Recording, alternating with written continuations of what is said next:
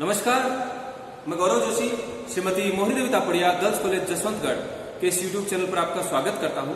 हम पढ़ रहे हैं चैप्टर नंबर 8 मूल्यवर्धन लेखांकन, वैल्यू एडेड अकाउंटिंग। हमने बात की थी कि पारंपरिक तौर से जो लाभ है व्यवसाय के प्रदर्शन का, उसकी वास्तविक स्थिति का परिचायक होता है, मापक होता है।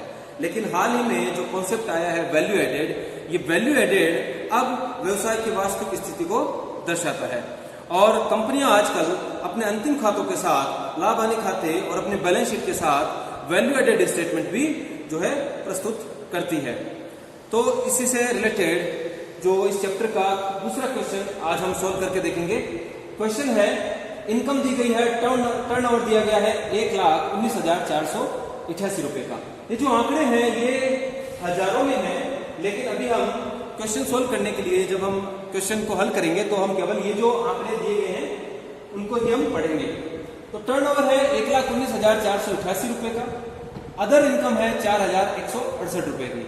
आगे एक्सपेंडिचर दिए गए हैं, ऑपरेटिंग एक्सपेंसेस है 1,06,964 रुपए के, इंटरेस्ट ऑन डिवेंचर्स है 3,948 रुपए के, इंटरेस्ट ऑन कैश क्रेडिट है 604 रुपए की, एक्साइज ड्यूटी है 7,808 रुपए की। एक्साइज ड्यूटी उत्पादन शुल्क होता है, वस्तु के उत्पादन पर लगाया जाने वाला कर।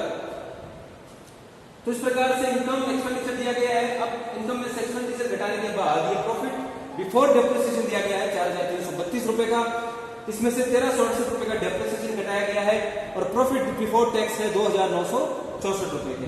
इसमें से प्रोविजन फॉर टैक्स घटा दिया गया 1,504 रुपए का और प्रॉफिट आफ्टर टैक्स आ रहा है 1,460 रुपए के। इसमें से ट्रांसफर कर दिया फिक्स एसेट्स रिप्लेसमेंट रिजर्व में 260 रुपए और बचे 1,200 रुपए का प्रॉफिट।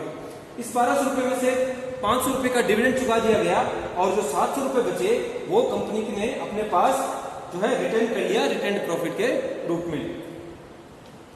आगे अन्य सूचनाएं दी गई है कि 59,044 रुपए कर्मचारियों के वेतन, मजदूरी और लाभों के परिचालन व्यय में सम्मिलित है। हमने बात की थी कि जो वैल्यू एडेड है, वैल्यू एडेड में से जो कर्मचारियों को, मजदूरों को दिया जाने वाला किसी भी प्रकार का भुगतान नहीं घटाया जाता, ऋणदाताओं को, ऋण पत्रधारियों को चुकाया जाने वाला ब्याज नहीं घटाया जाता, संपत्तियों पर ह्रास नहीं घटाया जाता यानी डेप्रिसिएशन नहीं घटाया जाता, सरकार को चुकाया जाने वाला इनकम टैक्स नहीं घटाया जाता और अंशधारियों को लाभांश भी नहीं चुकाया जाता वैल्यू एडेड में से। तो वैल्यू एडेड में से कर्मचारियों को दिया जाने वाला वेतन, मजदूरी और अन्य प्रकार के जो लाभ हैं जो परिचालन व्यय में सम्मिलित हैं वो हम नहीं घटाएंगे। यानी कि जब हम टर्नओवर की राशि में से जनरेशन ऑफ वैल्यू एडेड की गणना करेंगे तो टर्नओवर की राशि में से जो ऑपरेटिंग एक्सपेंसेस घटाएंगे वो ऑपरेटिंग एक्सपेंसेस 59,044 से कम कर देंगे, यानी कि कर्मचारियों का वेतन, मजदूरी नहीं घटाएंगे। दूसरी सूचना है, नकद उधारी को पूंजी का भाग न माना जाए। तो जो कैश क्रेडिट है उस पर जो ब्याज चुकाया गया है, हमने बात की थी कि वैल्यू एडेड में से ऋणदाताओं को या ऋण पत्रधारियों को चुकाए जाने वाला ब्याज नहीं घटाया जाता, लेकिन इस कैश क्रेडिट पे जो ब्याज दिया गया है वो ब्याज हम घटा देंगे, क्योंकि ये ब्याज जो कैश क्रेडिट जो है, नगद उधारी जो है वो पूंजी का भाग नहीं है, वो किसी प्रकार की पूंजी नहीं है। तीसरा है, आस्थगित कर खाते के 216 रुपए कर प्रावधान खाते में शामिल है। तो जो प्रोविजन किया गया है टैक्स के लिए 1,504 रुपए का, इसमें 216 रुपए डिफर्ड टैक्स यानी आने वाले दिनों में इस टैक्स का भुगतान किया जाएगा, एक बार स्थगित कर दिया गया है इस कर को, तो वो यहाँ पर सम्मिलित किया गया है प्रोविजन फॉर टैक्स में। तो जब हम टैक्स का भुगतान करेंगे तो टैक्स का भुगतान में से 15,004 में से 216 रुपए माइनस करके ही हम इनकम टैक्स का भुगतान करेंगे और फिर इस 216 रुपए को हम जो है प्रोविजन के रूप में दिखाएंगे एप्लीकेशन ऑफ वैल्यू एडेड में। तो चलिए क्वेश्चन सोल्व करते हैं। पहले हम करेंगे वैल्यू एडेड स्टेटमेंट बनाते हैं। Value added statement report form में बनाएंगे।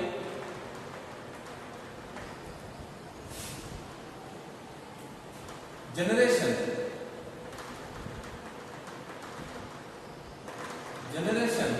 ऑफ वैल्यू एडेड यानी किस प्रकार से वैल्यू एडेड का उपार्जन किया, मूल्यवर्धन किस प्रकार से अर्जित किया, उसकी हम कैलकुलेशन करेंगे। तो जनरेशन ऑफ वैल्यू एडेड, इसमें टर्नओवर और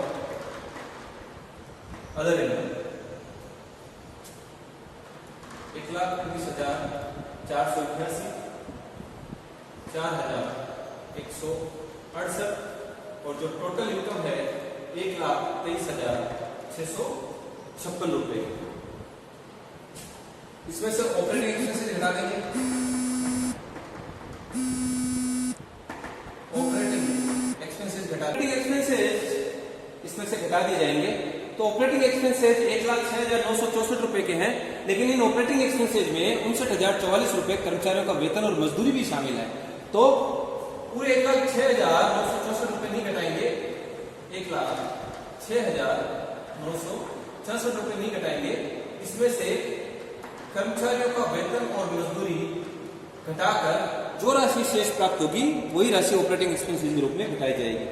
1,06,964 माइनस 59,044, 47,920 रुपए, 47,920 रुपए घटाए जाएंगे। तो 1,06,964 माइनस 59,044, तो 47,920 रुपए ऑपरेटिंग एक्सपेंसेस घटाए जाएंगे। आगे दिया गया interest on debenture. Interest on debenture हम जो है नहीं घटाते वैल्यू एडेड की गणना करते समय। इंटरेस्ट ऑन कैश क्रेडिट, अब जब कैश क्रेडिट पूंजी का भाग नहीं है तो इस पर चुकाया जाने वाला ब्याज हम जो है वैल्यू एडेड की गणना करते समय विक्रय की राशि में से घटा देते हैं। विक्रय से जो आय प्राप्त हुई है उसमें से हम लेस कर देंगे। इंटरेस्ट ऑन कैश क्रेडिट है 604 रुपए।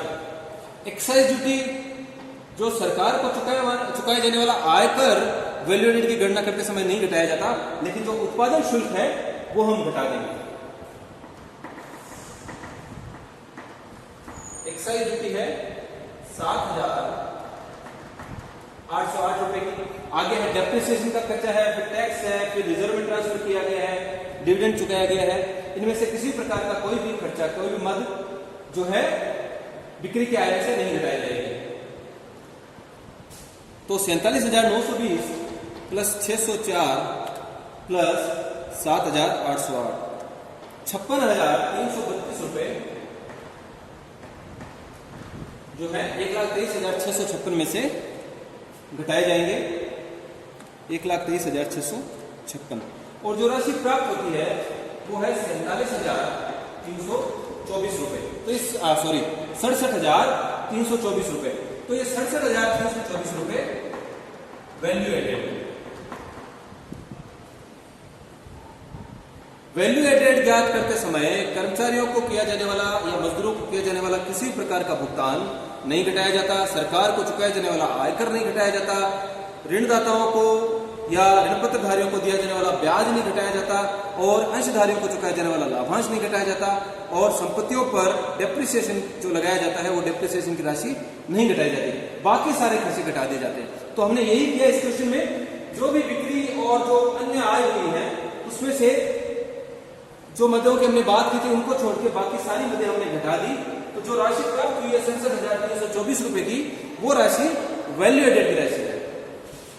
तो इतना वैल्यू एडेड, इतना मूल्यवर्धन संस्था ने, कंपनी ने किया है दिए गए वर्ष के दौरान। तो ये ऐसा विवरण पत्र बनाकर जो है कंपनी अपने पक्षकारों को प्रस्तुत करती है लाभ हानि खाते और जो है बैलेंस शीट के साथ। अब इस 67,324 रुपए का क्या उपयोग किया गया कंपनी के द्वारा वो अब नीचे दर्शाया जाता है। पहले तो जनरेशन में किस प्रकार से वैल्यू एडेड अर्जन किया गया, अब इस वैल्यू एडेड का क्या उपयोग किया गया वो यहां पर नीचे दर्शाया जाता है। Application of value added. इस वैल्यू एडेड का क्या उपयोग किया? इस वैल्यू एडेड का उपयोग किया एक तो पेमेंट टू एम्प्लॉइज, अपने कर्मचारियों को भुगतान करने में 59,044 रुपए का। अच्छा, ये जो राशि है ये सारी राशि हजारों में है। तो एम्प्लॉइज को जो भुगतान किया है वो किया है 59,044 रुपए का। फिर payment to providers of capital. जो कैपिटल के प्रोवाइडर्स हैं यानी पूंजी प्रदाता है उनको भुगतान किया है। तो पूंजी प्रदाता कौन कौन होते हैं? पूंजी प्रदाता दो प्रकार के होते हैं, एक तो बाह्य पूंजी प्रदाता और एक आंतरिक पूंजी प्रदाता। बाह्य पूंजी प्रदाताओं में ऋण पत्रधारी, बैंक, कोई वित्तीय संस्थाएं जिनसे ऋण लिया जाता है वो कहलाती हैं बाह्य पूंजी प्रदाता। और जो आंतरिक पूंजी प्रदाता है वो अंशधारी होते हैं, कंपनी के शेयर होल्डर्स होते हैं। तो बाह्य पूंजी प्रदाताओं को ब्याज चुकाया जाता है, तो इंटरेस्ट चुकाया जाएगा। तो पेमेंट किया गया इंटरेस्ट का डिवेंचर होल्डर्स को 3,948 रुपए और डिविडेंड चुकाया गया शेयर होल्डर्स को 500 रुपए का। तो कुल मिलाकर जो पूंजी प्रदाता है उनको 3,948 रुपए और 500 रुपए, 4,448 रुपए का पेमेंट किया गया। 4,448 रुपए का पेमेंट किया गया। इसके बाद सरकार को पेमेंट किया गया, सरकार को भुगतान किया गया, कब चुकाए गए? पेमेंट टू गवर्नमेंट, इनको इनकम टैक्स दिया गया। अब जो प्रोविजन फॉर टैक्स किया गया है, जो इनकम टैक्स का प्रावधान किया गया है, उसमें 216 रुपए आस्थगित कर खाते के थे, डिफर्ड टैक्स के थे। तो कितना भुगतान किया गया? 1504 माइनस 216। तो 1504 में से 216 माइनस करने पर आता है 1288 रुपए। तो 1288 रुपए का टैक्स चुकाया गया सरकार को। तो कर्मचारियों को भुगतान कर दिया 67,324 में से, फिर पूंजी प्रदाताओं को भुगतान कर दिया, फिर सरकार को भुगतान कर दिया। अब जो है जो राशि बचती है उसका उपयोग किया जाएगा, प्रोविजन किया जाएगा, provision for maintenance and expansion of the company. जो बाकी राशि है उस राशि का उपयोग किया गया कंपनी के रखरखाव और कंपनी के विस्तार के लिए। तो कंपनी के रखरखाव में एक तो डेप्रिसिएशन आता है, दूसरा रिजर्व में ट्रांसफर कर दिया, fixed assets replacement reserve, fixed assets replacement reserve, fixed assets replacement reserve में ट्रांसफर कर दिया। उसके बाद डेफर्ड टैक्स खाते में ट्रांसफर कर दिया कुछ डेफर्ड टैक्स, और फिर रिटेन, बाकी बची राशि रिटेन अर्निंग के रूप में रख लिया। तो डेप्रिसिएशन जो है लगाया गया 1368 रुपए का, और फिक्स्ड एसेट्स रिप्लेसमेंट रिजर्व में 260 रुपए ट्रांसफर किए गए। डेफर्ड टैक्स है 216 रुपए का, आस्थगित कर खाता यानी डेफर्ड टैक्स, उसमें 216 रुपए ट्रांसफर कर दिए, और 700 रुपए जो है रिटेन्ड प्रॉफिट, बचे हुए 700 रुपए जो बाकी बचे थे वो हमने रिटेन कर लिए व्यवसाय में। तो इसका टोटल करके देखते हैं कि क्या ये 67,324 रुपए हो रहे हैं।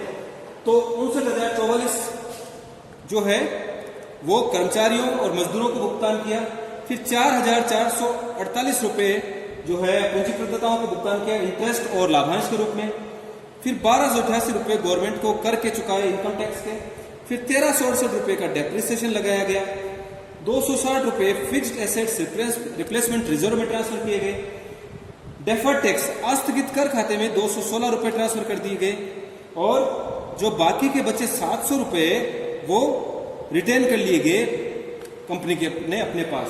तो इन सब का टोटल 67,324 रुपए आया। ये 67,324 यहां नहीं लिखना है, ये 67,324 यहां नीचे इसके योग के रूप में लिखना है, लेकिन यहां पर जगह नहीं है इसलिए मैंने यहां पर लिखा है ये 67,324 रुपए। तो इस प्रकार वैल्यू एडेड स्टेटमेंट तैयार किया जाता है। तो आज की क्लास में इतना ही। इस वीडियो को लाइक कीजिए, शेयर कीजिए, हमारे YouTube चैनल को सब्सक्राइब कीजिए। धन्यवाद।